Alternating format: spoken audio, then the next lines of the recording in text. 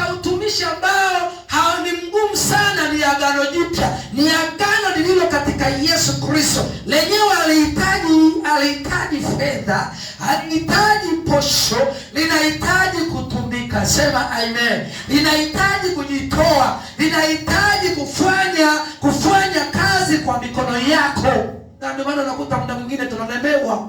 Niko na hangaika na kazi na mambo ya Mungu yananihitaji. Mungu akubariki sana. Ukizembea familia inalala njaa. Tuko pamoja? Familia inalala njaa. Lakini kuna wengine leo ukija kuangalia wamehamisha utumishi wa Agano Jipya wakapeleka kwenye utumishi kwenye agano la wana wa Israeli.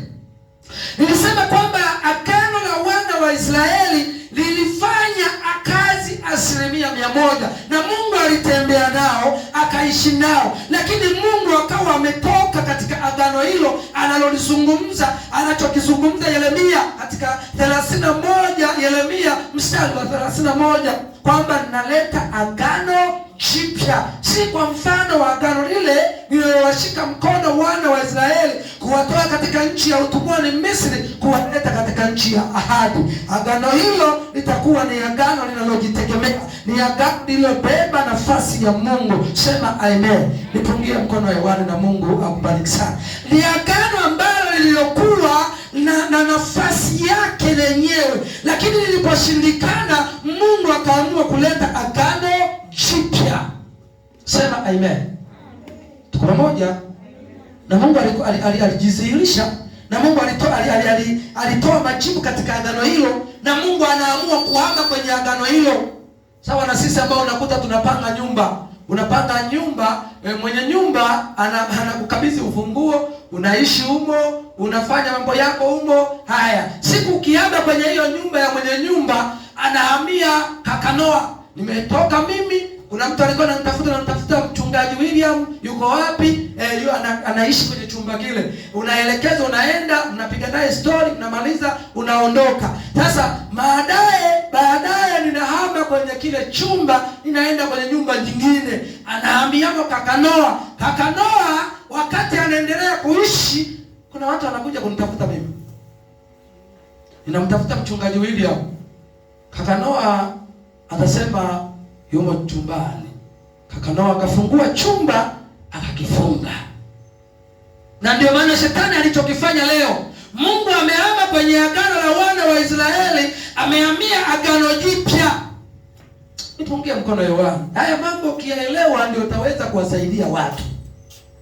Mungu alipohama kwenye agano la wana wa Israeli, akahamia kwenye agano jipya ambalo Yesu anasema sikuja kutangua Torati mpaka wala manabii mpaka yote yatimie. Yalitimia wapi? Msalabani. Yesu aliposema Eloi Eloi lama sabachthani, Mungu wangu mbona umeniacha? Alipomaliza kusema neno hayo akakata roho. Maana nyingine yamekwisha. Pale palipokuwa na nguvu ya sanduku la agano, pale palipokuwa na nguvu ya hekalu la kwanza, pale palipokuwa na nguvu ya madhabahu ya kwanza, pale palipokuwa na nguvu ya makuhani, pazia la hekalu likapasuliwa kutoka juu mpaka chini. Maana nyingine kilichopo humo ndani hakina kazi tena.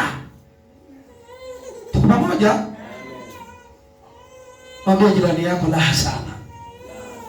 Ndivyo nakuja sasa. Baada ya hapo ndipo Mungu akahama kwenye agano hilo, akahamia agano jipya. Leo hii aliyehamia kwenye agano la wana wa Israeli ni shetani. Shetani, wanadamu wanamuuliza Mungu uko wapi? Shetani anamwambia niko humu. Wanafungua mlango, wanakutana fungu la 10. Wanafungua mlango, wanakutana sadaka. Walipofungua tu mlango, shetani akafunga. Na ndio maana toka umeongea na mtu anayetoa fungu la 10 hajawahi kuelewa kwa sababu alishafunga shetani mlango. Sema amen. Tokea amewaambia watu waache dini, hawataki kuelewa na hawataki kuamini na kumwamini Yesu Kristo mwana wa Mungu. Ni kwa nini? Usishangae sana. Walifunguliwa mlango na yule shetani, na shetani akawafungulia, akawafungia. Kwa hiyo wanabaki wanatapatapa humo tu, hawataki kutoka. Lakini neema ya Mungu iwaokoa wanadamu wote imenifanikisha mimi kunichomoa kwenye mikono ya dini. Sema amen. Na wewe umechomoka kwenye mikono ya dini. Hebu mpigie Yesu kwa kufanikiwa wewe kuchomoka. Kuna wengine wameshindwa, kuna watu wameshindwa kuchomoka kwenye hilo eneo kwa sababu bado wanatafuta mlango. Ila wewe ashukuriwe Mungu, umeuona mlango wa neema, umeuona mlango wa Yesu, umeuona mlango ambao unaokupa uzima wa milele. Sema amen.